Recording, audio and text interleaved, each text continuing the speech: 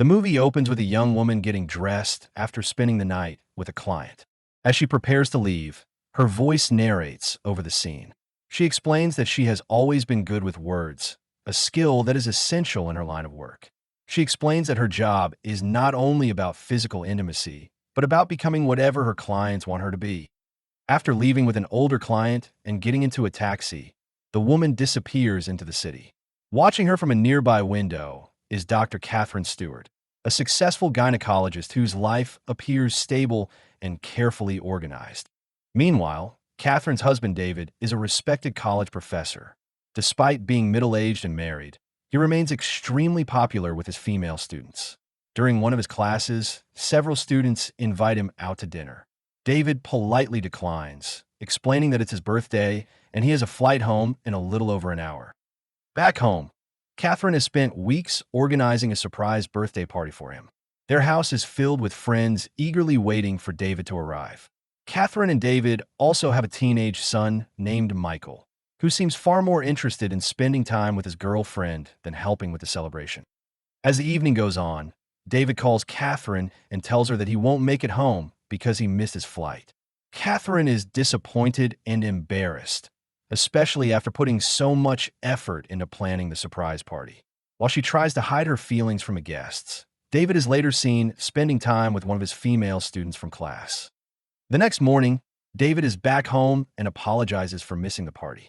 He tells Catherine that he doesn't like celebrating his birthday anymore because it just reminds him that he's getting older.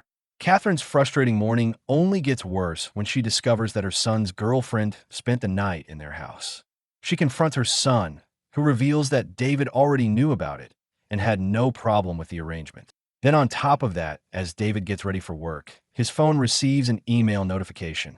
Catherine checks the message and notices that it is from a young woman. The email thanks David for the previous night and includes a photo attachment. Catherine doesn't recognize the sender, but the message makes her uneasy. Despite everything she has seen, Catherine keeps her concerns to herself. Later that evening, she and David attend a classical music performance before meeting their friend Frank for dinner. Frank arrives with a much younger girlfriend. That only adds to Catherine's growing discomfort. During dinner, David flirts openly with almost every woman he speaks to, including their young waitress, and he does it right in front of Catherine. While David sees it as harmless friendliness, Catherine can barely hide her irritation. Needing a moment away from the table, she excuses herself and heads to the restroom. While she's inside, she hears a woman crying in the next restroom stall. Catherine asks if she's okay and whether she can help. The woman thanks her, but explains that she's fine.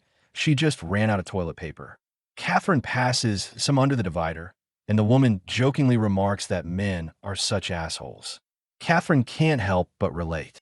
A moment later, both women leave their stalls and finally see each other face to face. Catherine recognizes the woman. It's the same young woman she noticed earlier from her office window. The woman is holding a decorative hairpin and claims Catherine dropped it. Catherine tells her it isn't hers, but the young woman insists she keep it anyway. She politely declines again, saying she should get back to her husband before walking away. When she returns to the table, Frank reveals that they're playing a game called Spot the Escort, trying to guess which women in the restaurant might be one. Catherine is disgusted by the entire discussion. As she looks around the room, she notices the young woman from the restroom sitting with an older man at a nearby table. The two women briefly lock eyes before looking away. Later that night, while driving home, Catherine finally confronts David about some of the things that have been bothering her. She asks whether he found the waitress attractive. David insists that he was only being polite, but Catherine isn't convinced. She then asks if he intentionally missed his flight on his birthday and whether he went out for drinks afterward. Once again, David denies everything and insists that nothing unusual happened. His answers do little to reassure her. The following day, Catherine spots the same young woman once again from her office window. This time she watches as the woman enters a nearby hotel. Unable to stop thinking about her, Catherine finds herself returning to the hotel later that evening and sitting alone at the bar. Before long, the young woman notices her and walks over. Unlike Catherine, who is nervous and unsure of herself, the woman seems completely at ease. She sits beside her and asks if Catherine would like to buy her a drink. Catherine struggles to maintain eye contact, but orders a glass of wine for her. As they talk, the woman admits that she doesn't usually meet with women. Couples sometimes, but rarely a woman by herself. Catherine tells the woman that she thinks her husband would like her. Amused, the woman asks whether Catherine normally chooses her husband's women for him. Catherine asks the woman for her name and learns that she is called Chloe.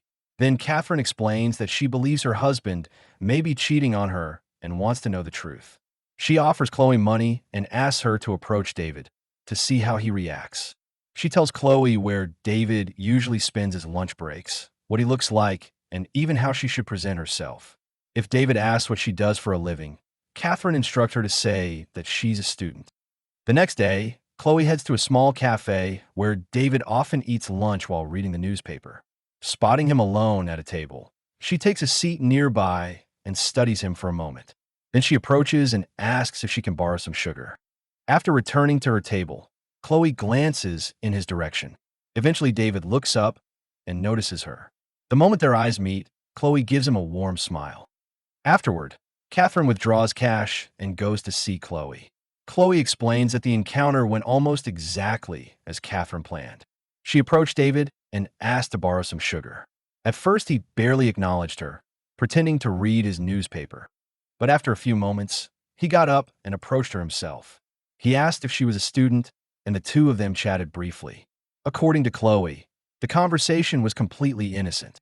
Even though Chloe insists that the meeting was harmless, Catherine is still bothered by the fact that David approached her at all. Then again, Chloe is young, beautiful, and impossible to ignore. Part of Catherine wonders whether any man would have done the same. Curious about Chloe herself, Catherine asks how she does this. Chloe explains that she always tries to find something she genuinely likes about everyone she meets.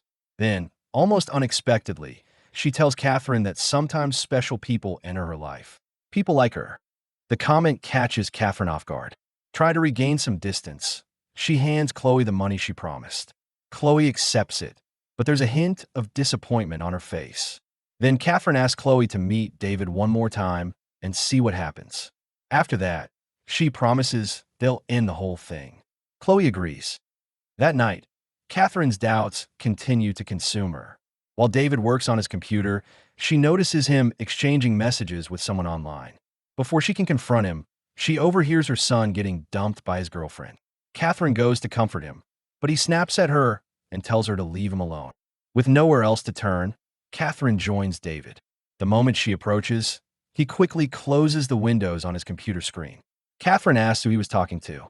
David tells her it was just a student. The conversation shifts to Michael and the difficulties of raising a teenager. From there, it slowly turns toward their own marriage. David thanks Catherine for the birthday party and the thoughtful gift she gave him. Looking at her, he admits that he loves her smile. Then he asks her when did they stop waiting for each other at airport gates. Catherine replies that life simply got busy. Their conversation gives Catherine a little hope that maybe her marriage isn't falling apart after all. That hope doesn't last long. The next day, she receives a text from Chloe asking to meet. When they meet at a bar, Catherine apologizes and says she shouldn't have dragged Chloe into her insecurities and that the whole thing was a mistake. But Chloe interrupts her. She tells Catherine that she already saw David again. The two had lunch together, and according to Chloe, things went much further this time. She says David admitted that he wanted to kiss her, but hesitated because he was married. He then asked if there was somewhere private they could go. Chloe says she took him to a nearby greenhouse where they spent a long time kissing. As Chloe continues describing the encounter, Catherine becomes increasingly upset. She reminds Chloe that she was only supposed to find out whether David would make a move, not actually encourage him. Catherine tells her she never should have gotten involved in the first place and storms off. Outside, Catherine notices Chloe falling off her bicycle. Despite everything that was just said, she rushes over to help. Chloe lowers her torn pantyhose so Catherine can examine the injury. And while Catherine checks the scrape, Chloe continues telling her what happened with David after they reached the greenhouse. According to Chloe, the encounter became intimate before David eventually left to return to work. Before leaving, Catherine asks Chloe to bring her proof that she's been tested for STDs. Chloe agrees. Back at home, Catherine retreats to the bathroom, breaks down in the shower, and later climbs in a bed beside her cheating husband. Chloe later brings the test results to Catherine's office. While waiting, she runs into Catherine's son Michael, who has stopped by to pick up his tuxedo. The two chat for a few minutes, and Chloe flirts with him almost immediately. Michael seems taken by her before heading out. When Catherine finally meets with Chloe, she checks the test results. Before leaving, Chloe tells her that she's seeing David again later that day after lunch. Later, Catherine meets her friends for lunch. While they're talking, her phone keeps buzzing with messages from Chloe. Her friend notices how distracted she is and jokingly tells her that she has affair written all over her face. Catherine quickly denies it, but leaves to meet Chloe at a hotel. Chloe tells her that she met David in the park and that they ended up going to this hotel room together. According to Chloe, they try to sleep together, but David couldn't get it up. Then she asks Catherine if hearing all of this turns her on. Catherine ignores the question and tells her to keep going. Chloe describes in explicit detail her encounter with David. When she finishes, Catherine hands over the money.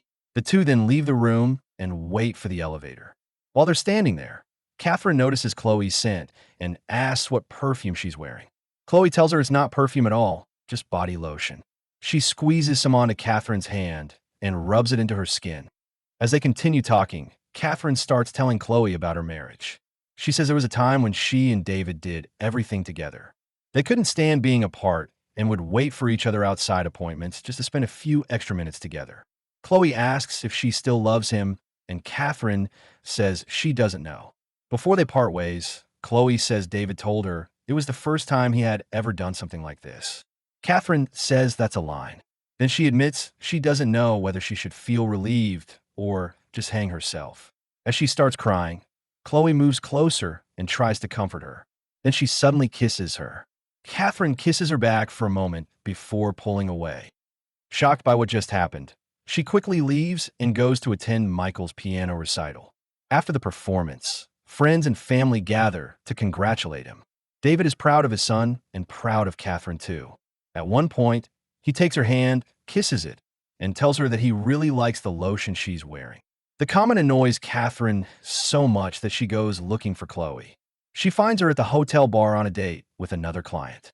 Catherine interrupts, pulls her away, and the two spend the night together. Afterward, they share a taxi home.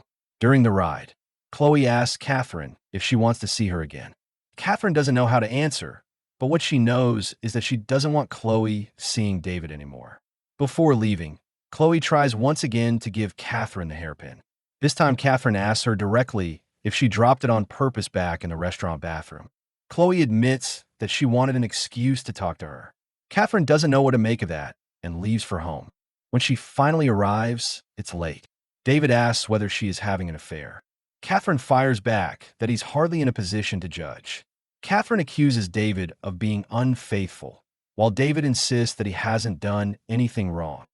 The next morning, Catherine arrives late to work and is completely overwhelmed. Her assistant gives her messages that came in while she was gone, and all of them are from Chloe. Every message says the same thing: call me. Catherine tries to ignore them and heads into her office. But things only get worse when she opens her email and finds an urgent message from Chloe. Attached is a photo of the two of them in bed together from the night before. Before Catherine can even process it, Chloe shows up at the office carrying flowers. She hands over the flowers and tells her that she liked what happened the night before. Catherine admits that she liked it too, but says she doesn't want things to continue. Chloe insists that what happened between them was real.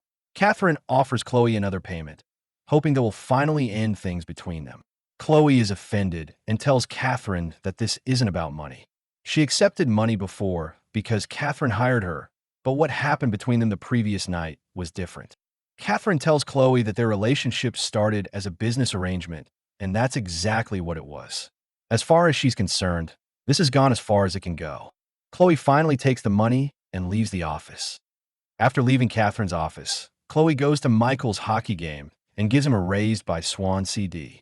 When Michael asks how she knew he would be there, she admits she saw it on his online page and says that's why she hates the internet. Nothing is private anymore.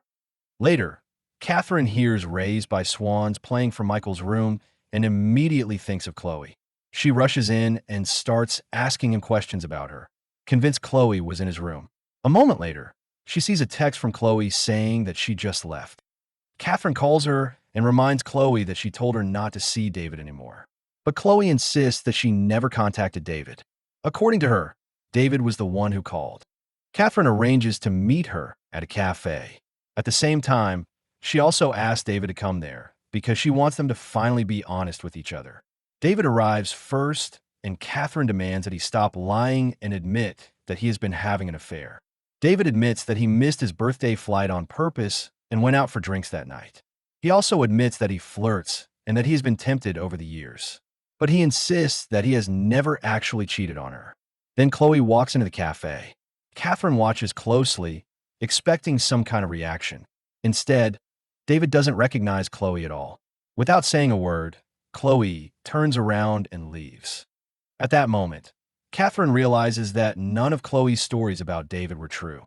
After Chloe is gone, David admits that he isn't perfect and that there have been times when he was tempted, but he has never been unfaithful to her. Finally, Catherine tells him everything. She explains how she hired Chloe to test him, how Chloe convinced her that they were having an affair, and how she eventually slept with Chloe herself. Catherine apologizes and admits that she felt invisible. While she saw herself getting older, she felt that David only became more attractive with age. David listens and comforts her, and the two reconcile. Just when Catherine thinks everything is finally over, she comes home to find Chloe in her house. Even worse, Chloe has slept with Michael and is in Catherine's bedroom. Catherine pushes Michael out of the door and locks it so that she could speak with Chloe alone.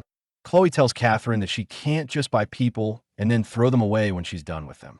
She says Catherine's husband isn't hers, Michael isn't hers, and she isn't hers either.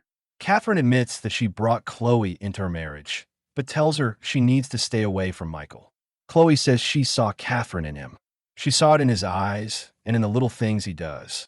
Catherine offers to drive Chloe home and says they can talk there, but Chloe refuses to go. She accuses Catherine of misleading her. Catherine apologizes and admits that she felt something for her, but says those feelings were always tied to her husband and her marriage.